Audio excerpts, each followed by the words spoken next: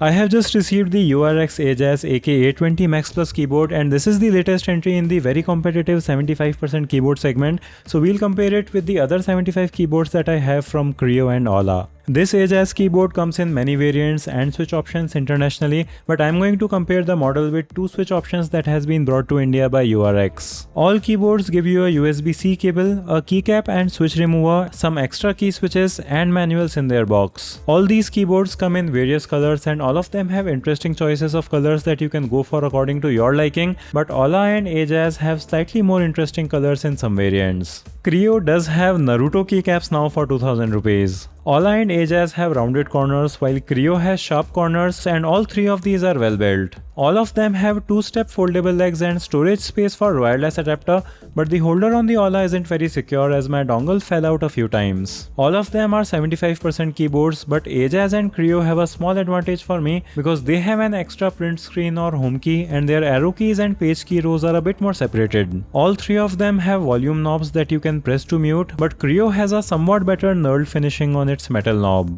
If you are into opening up the keyboard, then the Kreo may have a small advantage because you can just unscrew it and remove its frame, while you will have to use pry tools for other keyboards, which can be difficult. All three of them offer tri-mode connectivity, so you can connect with USB, their wireless dongle or via Bluetooth. If you are going to use your keyboards wirelessly, then the Ajazz has a big advantage because it has an 8000 mAh battery compared to 4000 mAh that other keyboards have, and even though other keyboards can last a long time if you keep their RGB turned off, if you want to use RGB, the Ajazz will last for much longer. All keyboards have RGB lighting, but all of them don't have keycaps that let its RGB shine through. Ajazz does have a very cool variant with shine through side printed keycaps at a higher price. They all have double shot PBT keycaps, so they are going to last for a long time. The RGB on Kreo and Aula are very bright, but on Ajazz that is not the case. Kreo has a transparent switch casing and Aula also has a transparent spot for its LED, but the switches are opaque on Ajazz, and I think that may be one of the reasons why the RGB doesn't look as bright. Ajazz has south facing LEDs while other keyboards have north facing LEDs,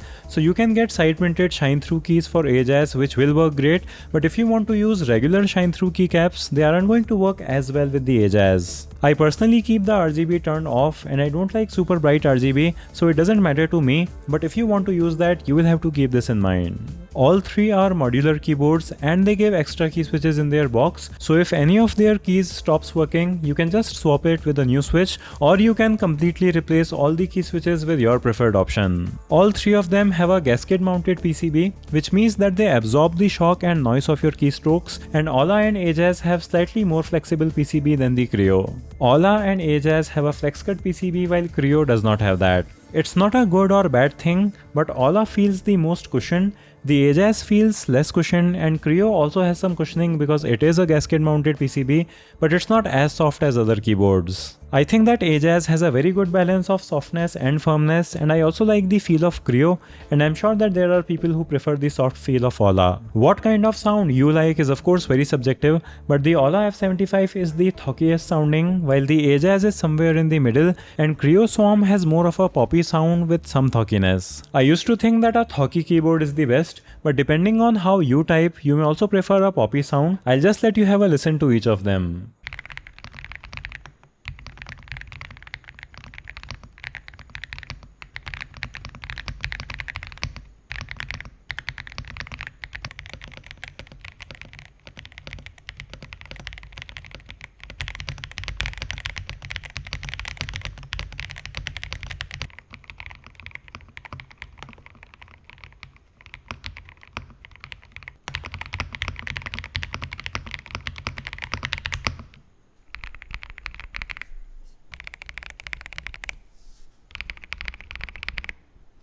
Getting all of these three keyboards was not easy, so do give this video a thumbs up if you're liking it so far. Typing experience on all three keyboards is really good. The flexibility of their PCB does make a small difference, but I like the precise feeling of Kreo, and Ajazz is also very similar. The sound differences between them do make them feel different, but the choice of your switch is also going to play a big role in how it feels. The Kreo has a very quick Huano speed switch option with 1.3 mm pre-travel, and if you are into tactile switches, they also have a very good feeling GTMX sense option.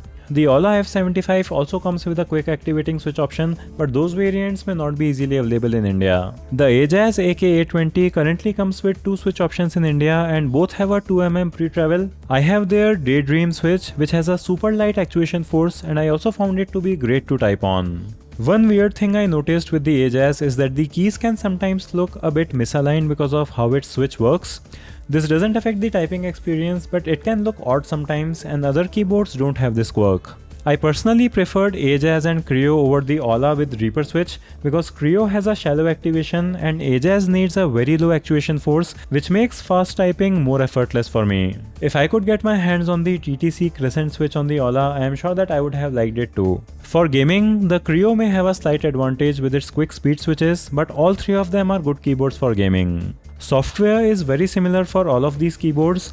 The Swarm and Aula have an almost identical software, while Ajazz app is somewhat different, but all these allow you to switch between different profiles, change different functions on keys on different layers, add macros to these keys, and control their lighting. So all 3 of these are kind of similar keyboards.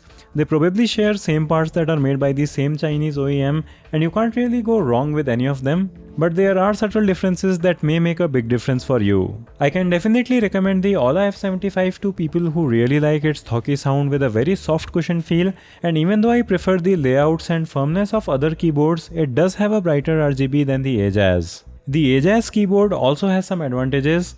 It has a great balance in its sound and in its cushioning, and its battery is double of other keyboards, but it also lacks somewhat in the RGB department if you care about that. The Kreo and Ajazz are very close, but Kreo has better RGB, a shallower and tactile switch option, and other small advantages that can add up to make it a better choice for you. Pricing can vary a lot between these keyboards, so you can check out the links in the description for updated pricing, and if there is more than a 750 rupees difference between any of these keyboards, then I would just go with the cheapest option. Ultimately, I will say that unless you really dislike the poppier sound of the Kreo Swarm, it is what I would go for, but for people who need a bigger battery and a less poppier sound and a slightly softer feel, the Ajazz is a better choice. Ajazz also has Hall effect and other switch variants internationally, so I hope that URX can also bring those to India because I am sure that we have a market for those. So the links to check these keyboards out will be in the description, and let me know what you think about them in the comments. If you are very emotional about any one of these keyboards, then I will just say that go ahead with that and don't feel insecure or personally attacked because of what other people have to say. Give the video a thumbs up if you liked it or a thumbs down if you disliked it. Thanks for watching, and I'll see you in the next one.